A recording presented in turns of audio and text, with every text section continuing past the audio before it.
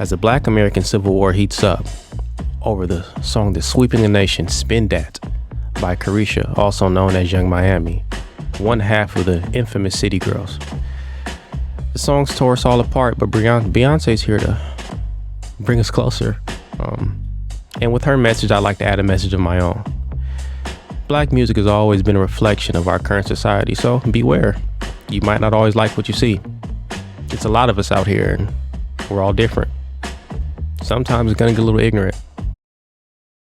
There's been a lot of recent discussion surrounding women's role in hip-hop. This conversation has been reignited in the wake of Young Miami's, one half of the City Girl duo and former P. Diddy concubine, latest single, Spin Dat. While the City Girls are no stranger to controversy, with the group consistently being criticized for their superficial lyrics that encourage the objectification of women, the glorification of scamming and fraud, as well as using romantic partners for financial benefit, which is common culture in Miami, the city the duo is from. Recently, the pair received criticism from two prolific members of the entertainment industry, India Ari and Jackie O. Ari replied to a post from a Threads user calling for a boycott of Miami's song Spin Dat, encouraging listeners to be mindful of what they consume because, quote, everything you listen to, see, or eat is going to influence you.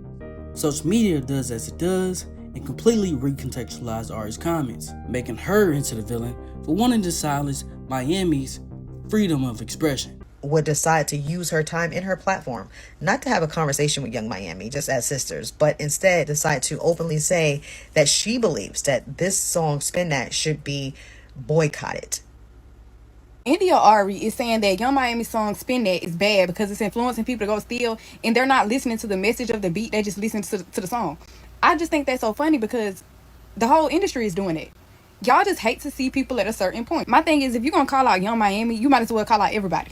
Y'all using Young Miami because she's popping right now. And I just think that's some hating ass shit. Mind you, if somebody is listening to a song and they decide to go steal, that's not Young Miami's problem.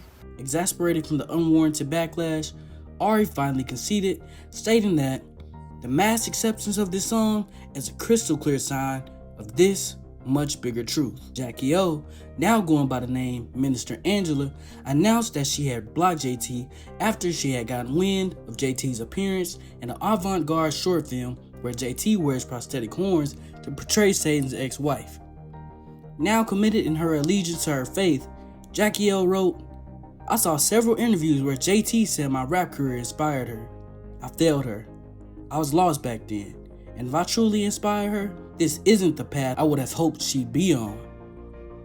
All of this returns back to Ari's comments earlier. Was she valid in her assessment that there is a greater crisis looming and infecting the ears of the Black community and its youth? In a struggle to have their voices heard and be as big as their male counterparts, have female rappers backed themselves into a corner and begun objectifying themselves? And if so, which rapper will step in and be a voice for positive female representation in a genre that has birthed so many talented artists? Before we dive into the topic at hand, we gotta address the innate hypocrisy that is prevalent in the male-dominated genre of hip-hop, where misogyny is just as common as bragging about one's wealth. Male artists consistently degrade and objectify women in their lyrics, music videos, and even in their live shows and performances. For decades, male rappers have openly celebrated wealth, promiscuity, and power, with relatively little public backlash. Female rappers, however, have often found themselves at the center of a different conversation, one that questions whether they're being held to a different standards because they're women, or whether their message deserves criticism on its own. Just like their male contemporaries, female rappers have the right to express themselves with lyrics that many women find empowering. But the industry has begun to favor rappers who would rather contribute to the objectification of women rather than uplift them. Thus, the balance that made women in hip-hop feel so diverse only feel like it's being catered to one specific sound and niche. In her book, Confessions of a Video Vixen, author Corinne Steffens writes, the days of MC Lyte, Yo-Yo, Sister Souljah, and Salt and Pepper have faded away. Our Queen Latifah has broken new ground in another sector, but has left her place on the throne of hip-hop empty, waiting to be filled. In the early days, women like MC Lyte, Shy Rock, and especially Roxane Shante, opened the doors for women in the genre, proving that they were just as capable of rocking the mic as their hip-hop brethren, while also providing a positive example for any women that aspire to be rappers as well. Queen Latifah took the torch these women had blazed and expounded on it by inserting racial and political messaging in her lyrics. The name Queen Latifah even plays on her connection to her ancestry, which she wore as a badge of honor, using the name as a symbol of pride in her divine femininity. Sporting elegant crowns mixed with traditional African garb, entrenched in the colors of the Pan-African flag. This imagery plays an integral role in defining her brand and played a key role as a visual inspiration in her music as well. When Lauryn Hill opted to leave the Fugees to embark on her own solo career, she was able to create one of the most critically acclaimed and revered albums of all time, The Miseducation of Lauryn Hill, which combined hip-hop, R&B, and soul with themes of relationship complexities, interpersonal conflicts, motherhood, and faith.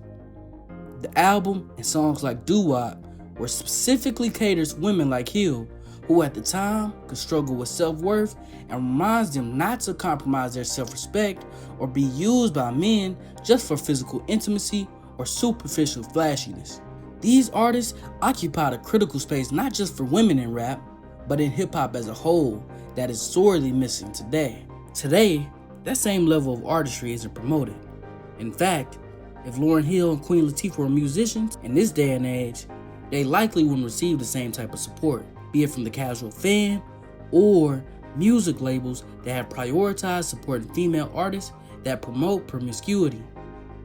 In an interview with Arshawn from Kids Take Over, Caribou of Lil Yachty's Concrete Boys said her popularity had been stunted for her unwillingness to compromise her image, and that labels even offer her money to pay for a BBL. Do you ever see that and be like, damn, like, should I kind of cater to like what makes you popular? Nah. Yeah. I don't really give a fuck. Yeah. Like, I'll figure it out myself. I've got offered like BBL, like labels offer me that shit and shit. Like, I didn't even know that's a thing. yeah, that's a thing. This predatory behavior is a prime example of the harmful practices that take place against women in the music industry. While Caribou was resolute in her principles, other artists can't say the same, and the allure of the seemingly glamorous rapper lifestyle is too hard to turn down. So what has this resulted in?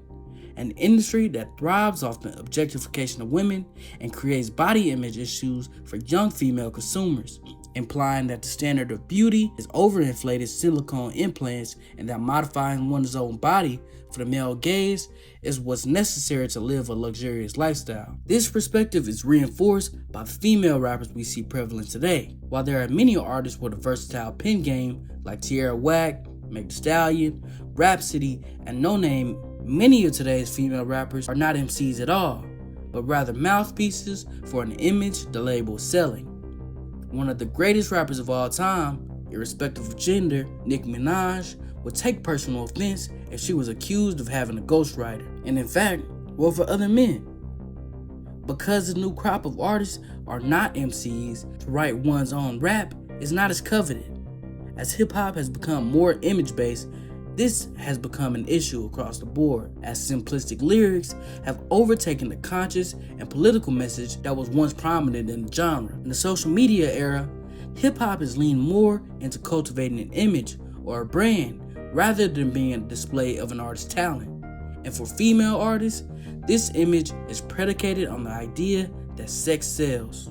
However, this notion has largely been proven untrue with female rappers, as we've seen numerous artists not be able to translate their social media fame into sales. Multiple women in hip-hop have come out to voice their frustration on how the same fans that flock in droves to like, comment, and bookmark their Instagram posts don't support their music.